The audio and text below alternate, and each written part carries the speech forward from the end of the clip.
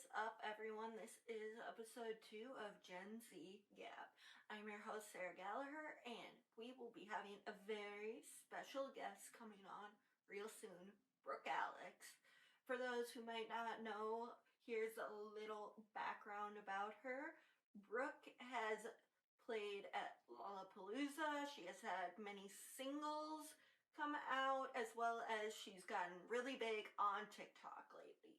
Aside from her little stint in American Song, we will be hearing more from her soon. But quick little sidebar, we are gonna give my mom a quick little shout out because this is the day after Mother's Day this podcast comes out, and let's just face it, she's had to put up with me her whole entire life, even though she loves me.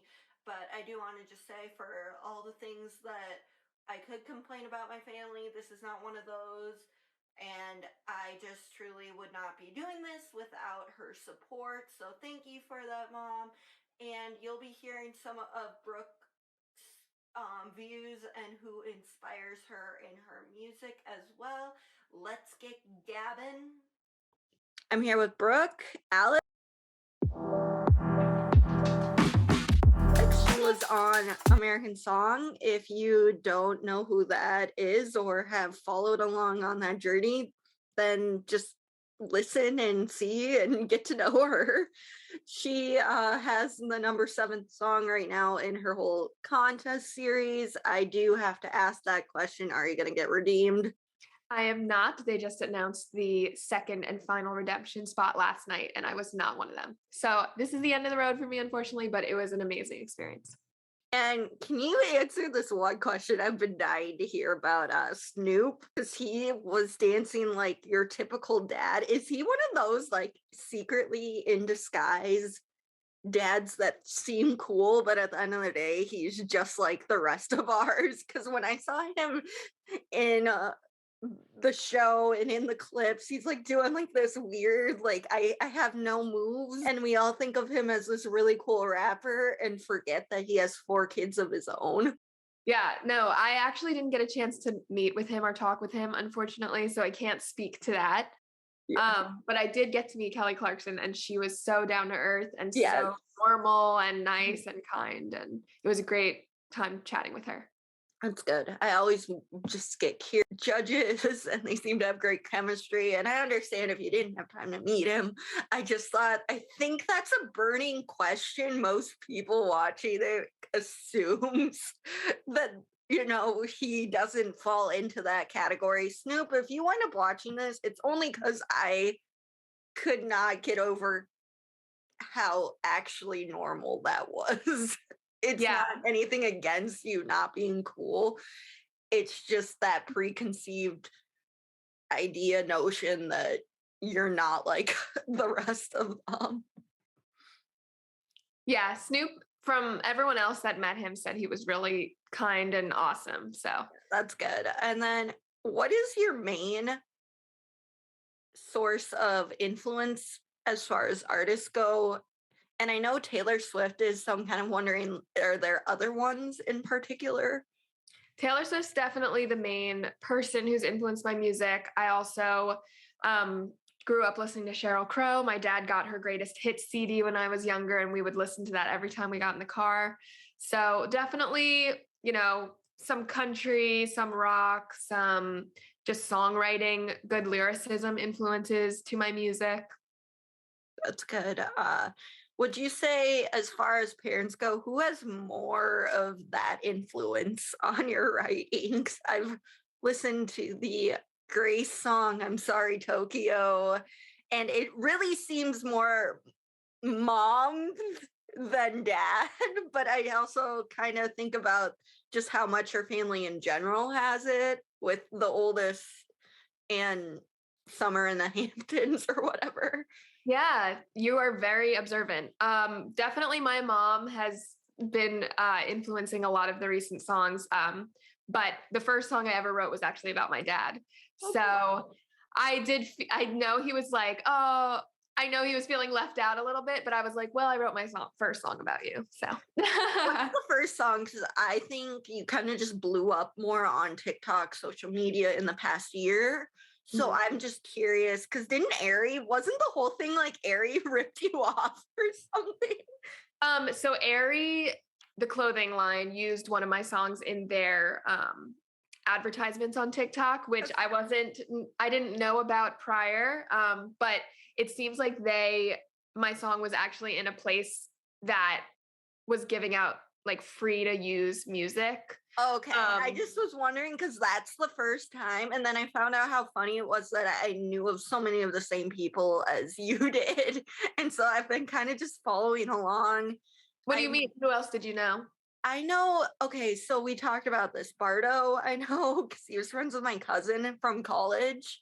And then Dasha, I met through him, who's his little sister, but you know Dasha better. Okay. Yeah, I don't know him personally, but I don't know him super well, but I know of him and I've listened to a lot of his music. I've listened to a lot of all those people.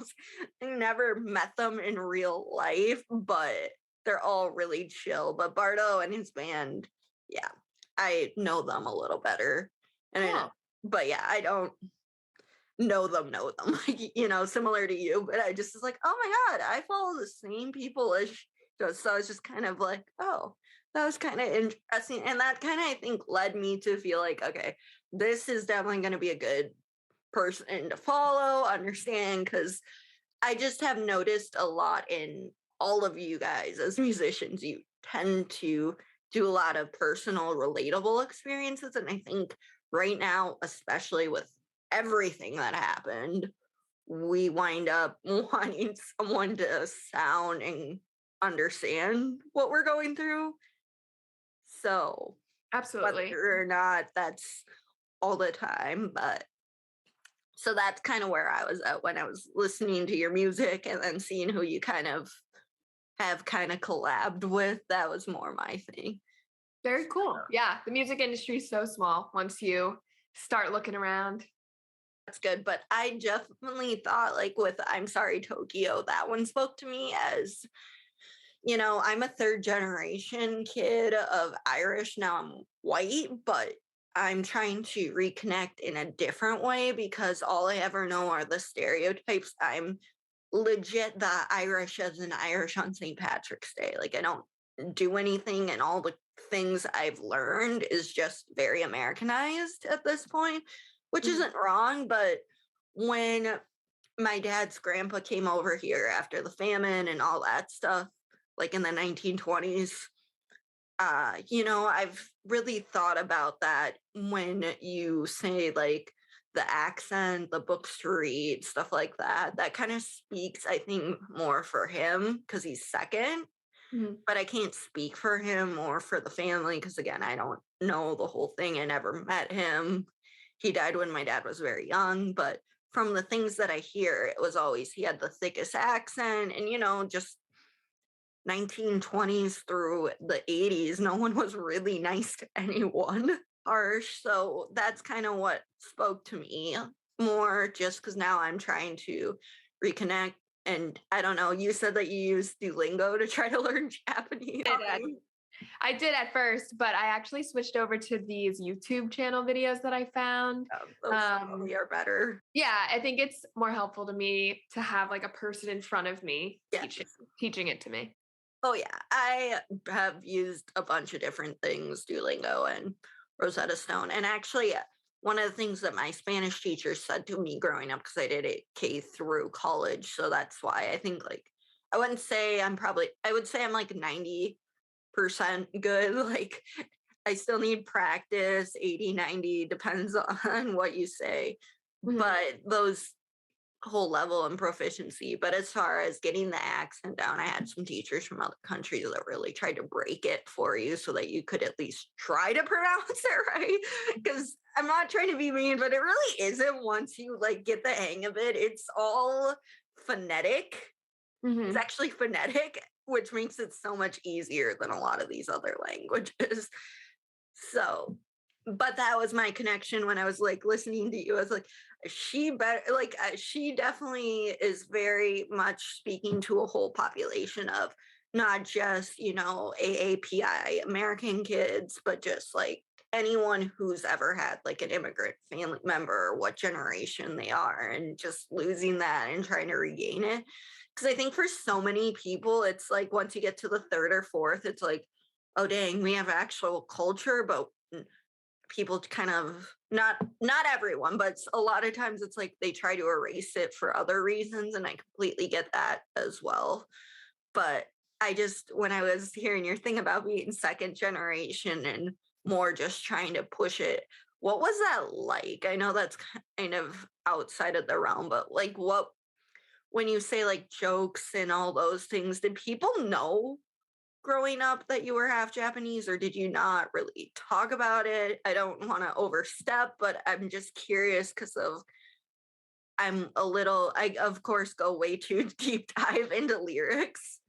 Yeah, no, that's great. Just am curious. Yeah. I definitely was ashamed of it and insecure of being Asian growing up. So I kind of just didn't really tell people. If they asked me or it came up, I would say yes, but I just didn't, broadcast it immediately to the world. And I wasn't super proud of it as I am now. Right. Because I was going to say, because I mean, not trying, but your dad is a white guy. Like we see that, but that's where I was kind of just curious, like, and I've been curious kind of watching that journey, but I was just like, I kind of get that though too from a lot of kids that I've seen and heard their stories, especially more on mixed. And I'd say the only well, I gotta watch how I say this, but a lot of the people in our Zillennial Gen Z era have been a little more open, but I also feel like they don't always directly say it, or they don't say the thing because it's like a long explanation sometimes. But I think of like Olivia Rodrigo right now is killing it, and she's very proud of being Pacific Islander, Asian, all that, like because of all the different ways of saying it. But I just meant she right now seems like just really big on it, and everyone else now has kind of, not saying followed her lead, but she, I would say, is the one that I've noticed has been most like proud of explaining who she is as far as the Asian and Pacific Islander community. I'm not saying that there aren't older people out there or elders out there, but I just meant in our exact generation, I've noticed her more. That's great. Yeah, I haven't really seen many interviews about her or with her speaking about being Asian. So please send them my way. Oh, I will. That's actually the one thing though that I kind of knew about her before, besides being like incredibly talented. No, like every clip that I've ever seen, she straight up goes, music was really influenced in my life because I'm half Filipino. And Okay. that, Cool. yeah.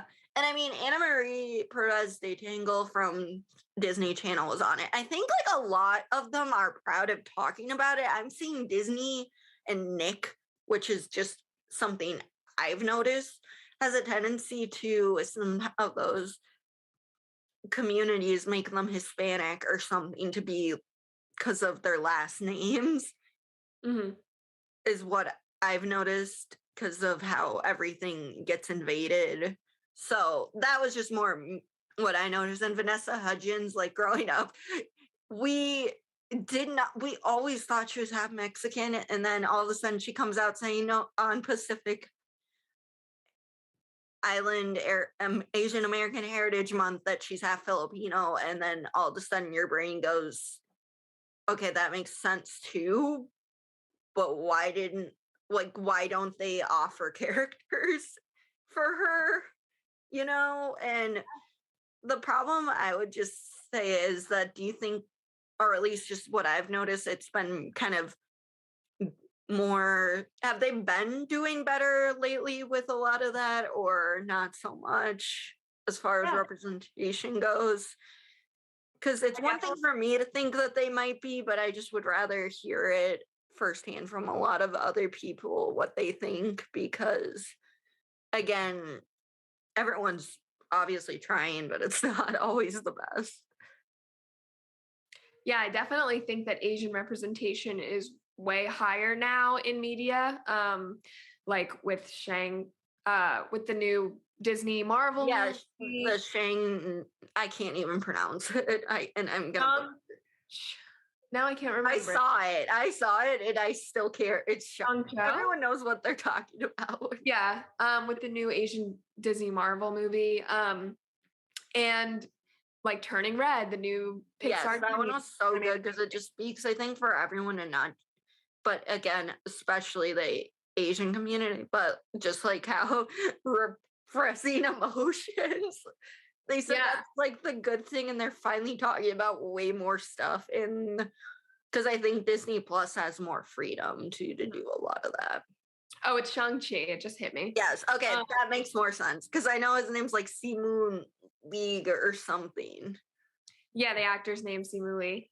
Yeah. But yeah, so it's definitely becoming more prevalent, and that actually is something that I've run into with my song "I'm Sorry Tokyo" because people have been commenting, "Are you just becoming proud of this because it's cool to be Asian now?" And I totally can just see that's not it. Mm-hmm. At least just from how you described it. I mean, it's just maybe it goes hand in hand. Like, right. Man, maybe you're just writing the song so people don't have, like, younger kids maybe listening to this don't feel like they have to hide. mm-hmm.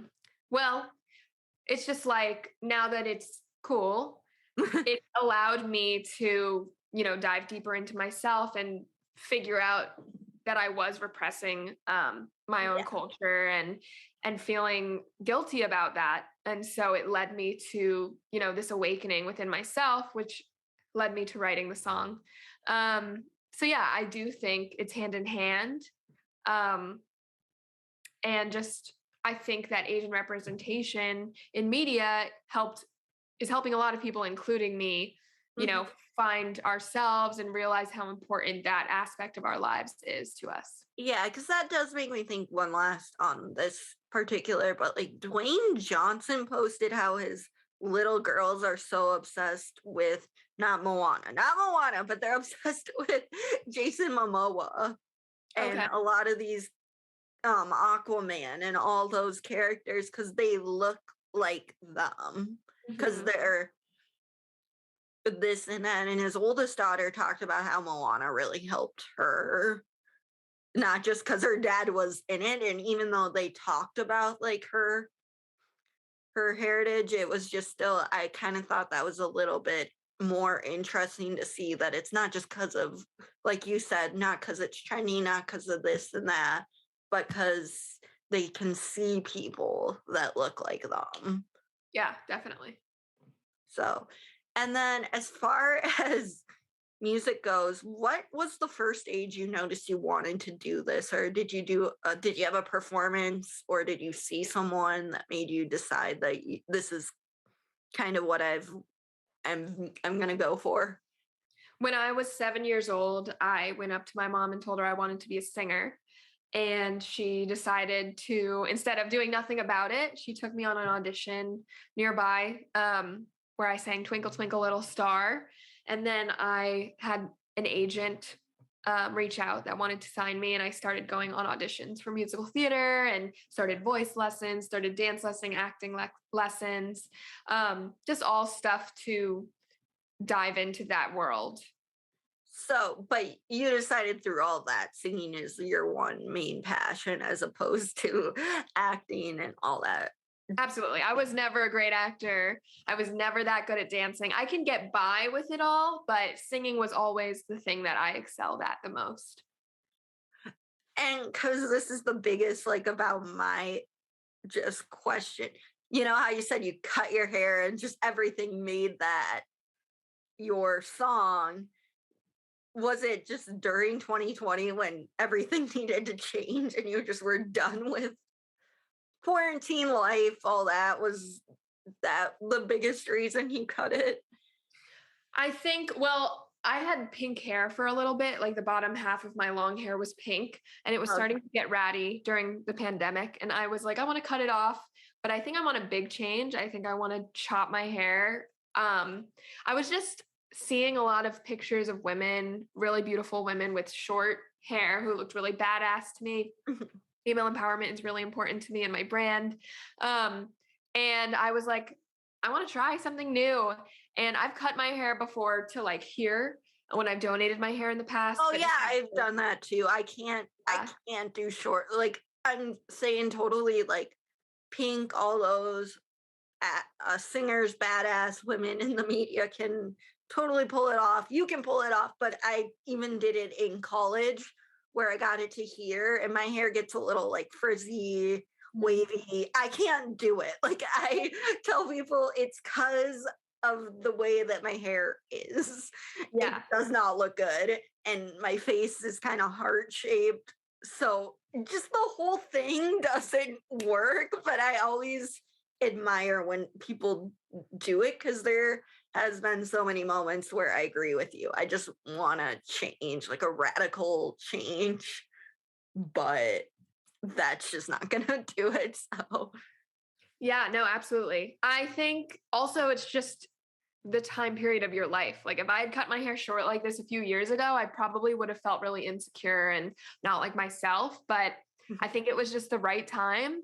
And I love it. And I feel like I might never go back to long hair because I love it so much. Yeah, it looks like that is your brand, I have to say, because I haven't seen, like when I see the longer hair, I'm like, that's not Brooke's brand. I know that, and I'm a marketing person too. Like that's what I got my degree in. So I'm, of course, over analyzing all this stuff. That's why when you said I'm observant, it's because I unfortunately have the over analyzation on all that, which is good in some ways.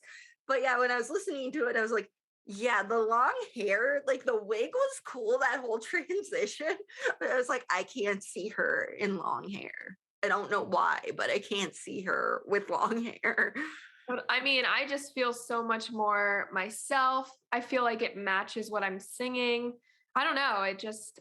Well, it definitely would. And I'm going to segue into this because the 12 million view TikTok on Bumble douchebag. Yeah. That I will never, because I mean, I've jokingly downloaded some of them in college, but I'm not a person who's into dating. I'm very more introverted. So, and then every story I hear is actually as bad as that one.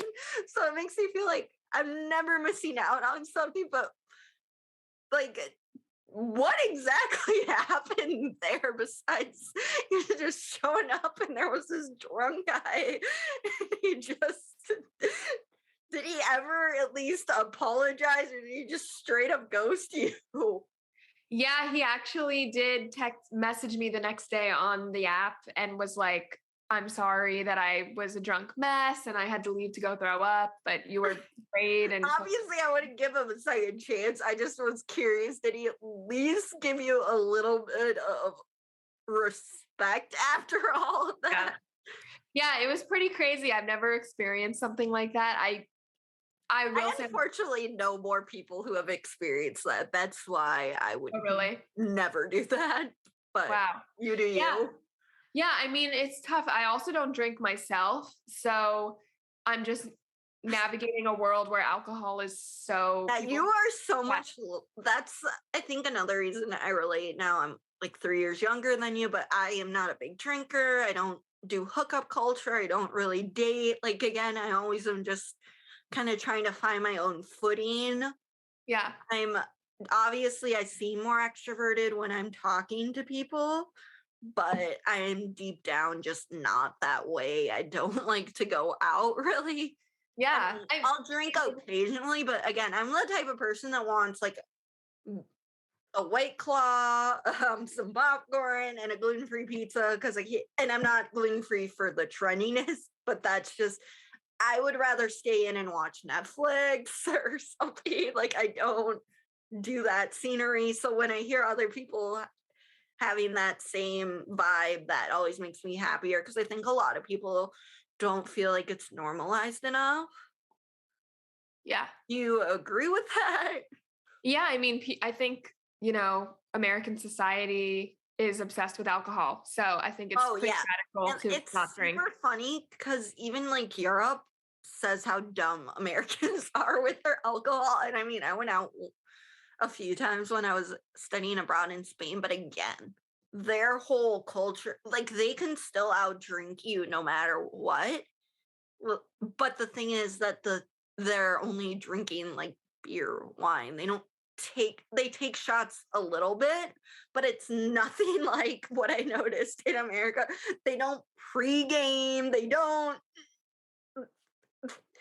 like, there's so many TikTokers who are from Europe that come to the US and go, oh my God, they think that they can out drink me. How cute is that? Even though I'm not an alcoholic. And it's true because, and I gotta watch how I say this, but it's kind of true. They know how to handle everything and they don't go big or go home. Mm-hmm. Yeah. Like you said, with the whole American, it's like tailgate, we got to get this. We got to see how far we can go. Mm-hmm. And I don't agree with that either. It just like, okay, can't you just be done like with 1 to 3? I know that's wrong. I know that's lightweight, but I mean, you still want to have some control. Mm-hmm. So, I mean, you can have fun with that amount is all I'm thinking of. Mm-hmm, mm-hmm. But yeah, that's so was there a song though based off of that experience coming out? No, but I did use the time or the experience to free promote my song Intimidate You, which came out, last year. So I thought it tied in nicely to that song. Oh, yes. And that's a thing. Like, I have to watch. I'm not bad mouthing them because I've got 2 brothers. But, and I'd say, luckily, in my experience from what I've seen, they definitely wouldn't do that. Like, I can say that with 100% almost because they've been around me their whole life. So I think they know. I would want to say, I hope they know better. And I hope so too. Yes. And I'm saying, I know a lot of people might say that about their brothers, but to be honest, I also do know a bunch of people who would just immediately throw them under the bus and say, no, they are not good. Yeah. Like, stay away from them, not trying to be mean, but they are toxic and you're better off without it. Whereas, and I'm a type of person who would say that to someone if I noticed someone was toxic, but I just don't see that personally. So yeah, that's why I just wanted to say yes, because I know there's going to be someone who weirdly decides to put in the comments, not all men, okay. So I just want to shine a little light. Yes, I'm shining light on that. But see, no, we're still going to go with that statement. So yeah, that was kind of just all my questions I had for you. Do you have any shows coming up soon just before we log off? Yeah, my next big show is June 11th in New Jersey. It'll be a hometown show at White Eagle Hall. If you know anybody in Jersey, tell them to come out, or New York City area. It's right there, very close. Yep. But I'm really excited about that. So good talking to you. It was great meeting you. Great talking to you, Sarah. Thanks for having me.